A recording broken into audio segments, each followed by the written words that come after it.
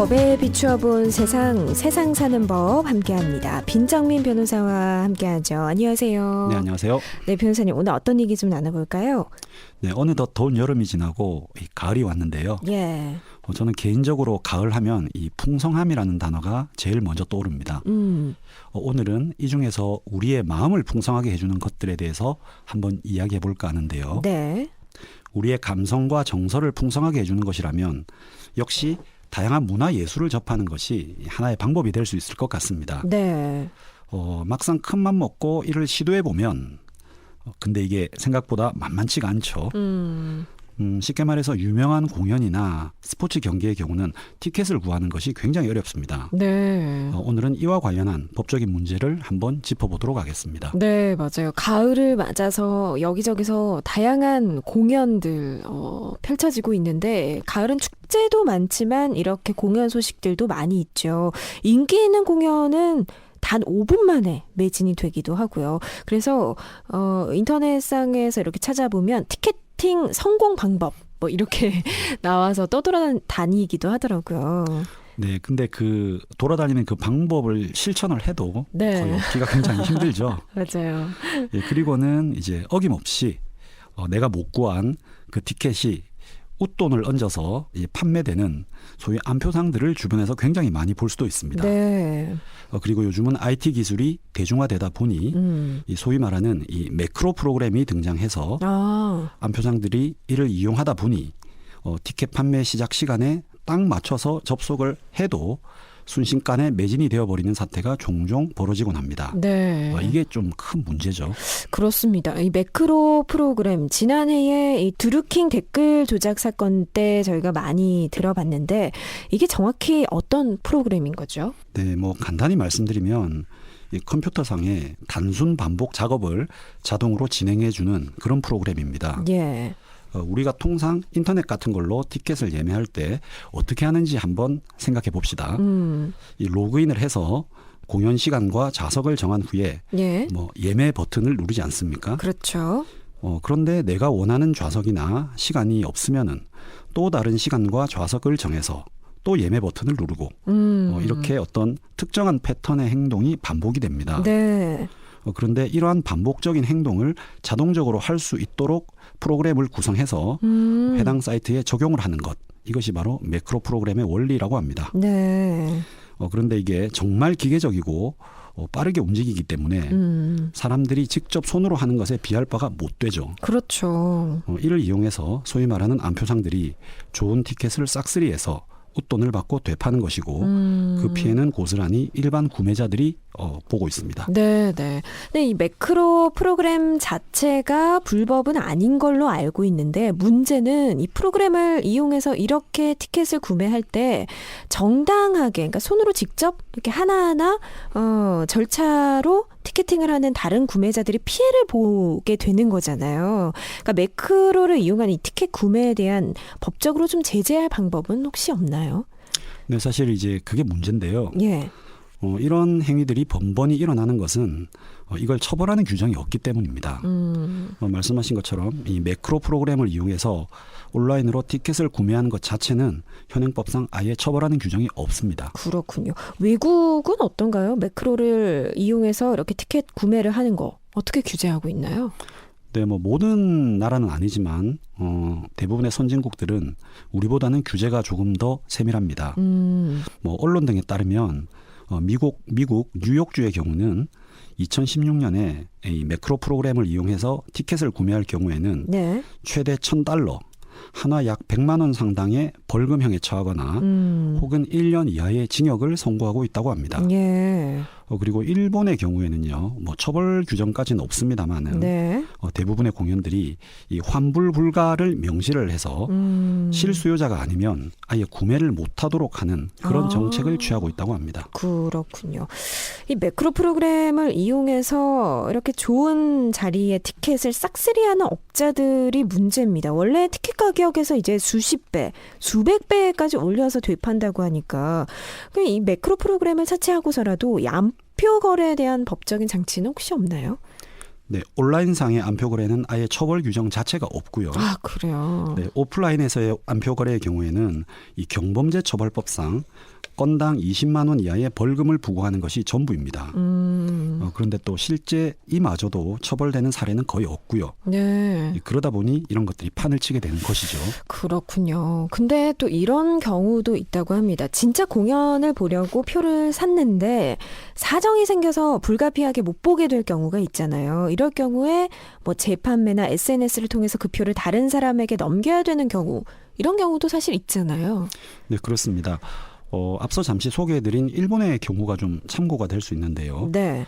일본의 경우는 뭐 사정이 어떻든 간에 이 무조건 환불 불가 정책을 취하다 보니 말씀하신 것과 같이 티켓을 구매했으나 불가피하게 못 보게 되는 경우에는 합법적으로 이를 다른 사람에게 판매할 수 있도록 허용을 하고 있습니다. 아.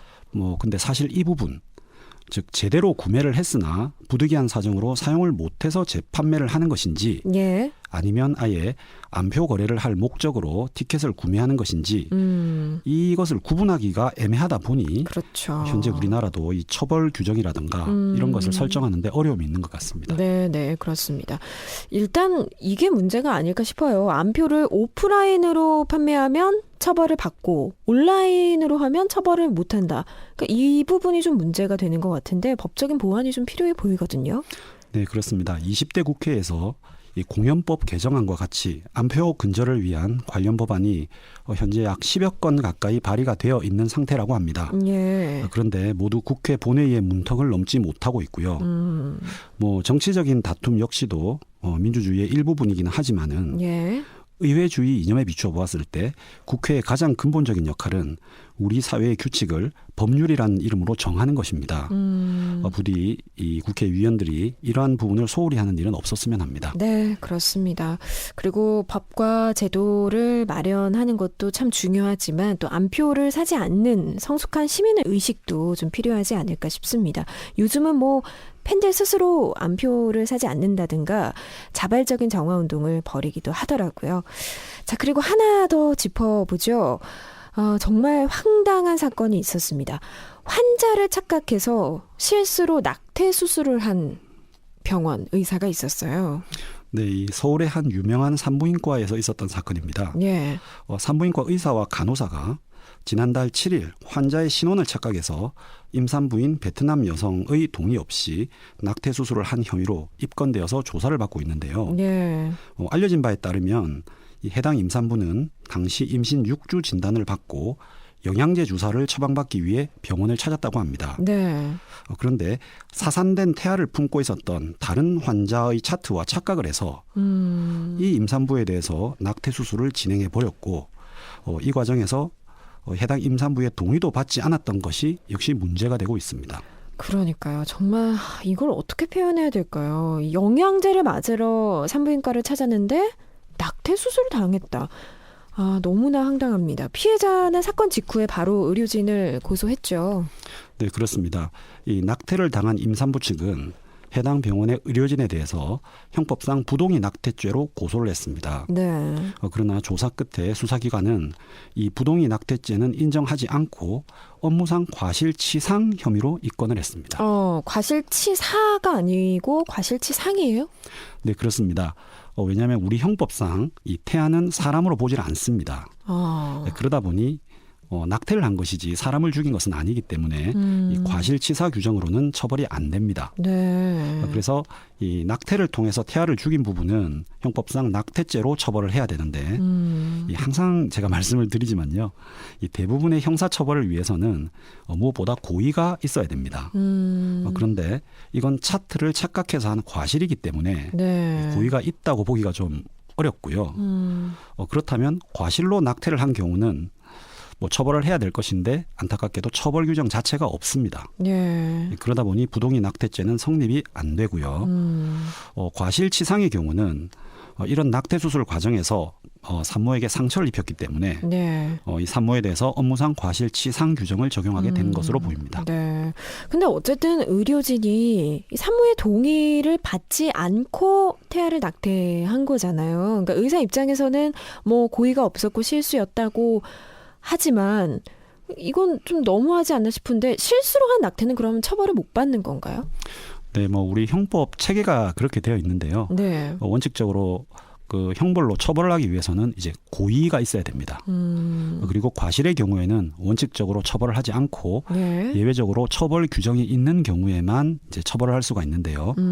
뭐 앞서 말씀드린 바와 같이 낙태죄의 경우에는 과실로 낙태한 경우에 처벌을 한다는 규정 자체가 없습니다. 예. 그러다 보니 결론적으로 처벌이 불가능한 그런 상황이 된 것이죠. 그렇군요. 그러면 의료법 위반은 아닌가요? 일단 이 의사가 다른 병원에서 계속 진료를 하고 있다라는 소식이 들리던데 의사 면허는 계속 유지할 수 있는 거예요? 네, 안타깝게도 이 해당 의사의 의사 면허 정지 등의 처분도 이루어지지 않을 것 같습니다. 과거에는 업무상 과실치상과 업무상 과실치사로 법원에서 유죄 판결을 받으면 의사 면허를 정지시킨다는 규정이 의료법 등에 있었습니다. 예. 그런데 2000년경에 이러한 조항이 의사들의 적극적인 진료를 막는다고 해서 해당 규정이 삭제가 되었습니다. 따라서 현행법상 이 의사는 법적으로 여전히 의사로서 활동을 할 수가 있습니다. 그렇군요.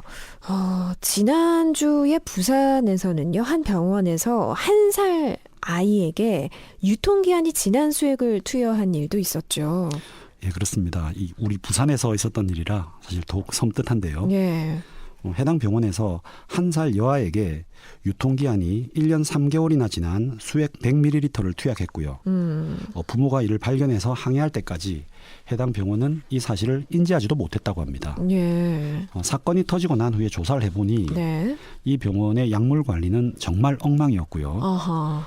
투약할 때 확인조차 하지 않았다고 합니다. 그래요. 더구나 이 해당 아이는 부모가 시험관 시술을 통해서 수년간 노력해서 무척 어렵게 얻은 아이였다고 합니다. 네, 네. 참 심각한 일이죠. 그렇죠.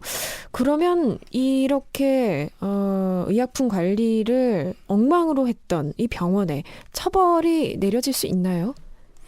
네, 뭐 역시 마찬가지로 이에 대해서 명확한 처벌 규정은 없습니다. 아, 그래요. 앞서 소개해드린 사안과는 달리 예. 이 아이의 경우는 상처를 입었다고 볼 여지도 없기 때문에 더욱 그렇습니다. 네. 뭐 수술이나 이런 조치가 없었기 때문에요. 감독기관인 관할 보건소에 따르면 해당 병원에는 시정 조치를 내리고요. 네. 담당 간호사에게는 자격정지 3개월을 내릴 예정이라고 합니다. 그렇군요.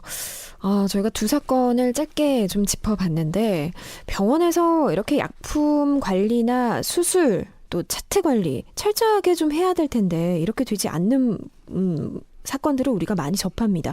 처벌을 좀 강화하는 것도 중요하겠지만 무엇보다도 병원의 약품 관리나 행정 처리, 관리 감독도 좀 철저하게 해야 할 필요가 있어 보여요. 네, 그렇습니다. 사실 우리가 병원을 찾는 이유는 뭐 다름 아닌 건강 문제 때문인데요. 예. 건강이 참 우리에게 매우 중요한 일 아니겠습니까? 그렇죠. 이렇게 중차대한 일을 다루는 곳이 바로 병원이고 의료인들입니다. 그런데 의외로 이들에 대한 관리라든지 의료사고에 대한 처벌은 굉장히 미비한 상황입니다. 네. 결국 비전문가인 환자 및 가족들만 피해를 보고 있는 그런 상황인데요. 다른 일도 아니고 사람의 생명과 건강에 직결되는 일인 만큼 앞으로 이에 대한 법적 제도적 보완이 지속적으로 필요해 보입니다. 네, 그렇습니다. 자, 오늘 세상 사는 법은 여기까지 듣죠. 지금까지 빈정민 변호사였습니다. 고맙습니다. 감사합니다.